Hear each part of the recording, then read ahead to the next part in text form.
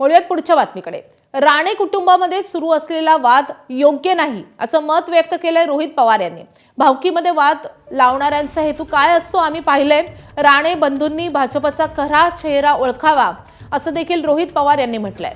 सध्या सिंधुदुर्गमध्ये नगराध्यक्षपदाच्या नगरसेवक पदाच्या निवडणुकीमध्ये भाजप आणि शिवसेनेमध्ये मोठा संघर्ष सुरू आहे। राणे विरुद्ध राणे असा जोरदार वाद सुरू आहे आणि त्याच पार्श्वभूमीवर रोहित पवार यांचे हे विधान आलंय।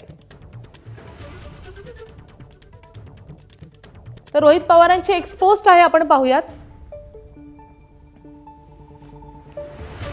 राणे कुटुंबात सुरू असलेला वाद योग्य वाटत नाही।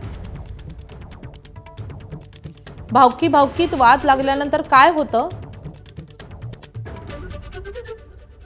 वाद घालणाऱ्यांचा हेतू काय असतो हे आम्ही अगदी जवळून पाहिलंय।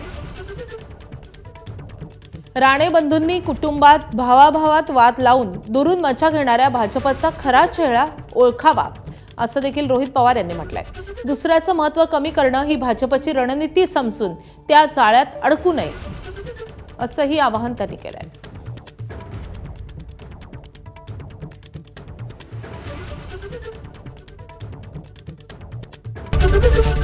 एबीपी माझा, उघडा डोळे बघा नीट।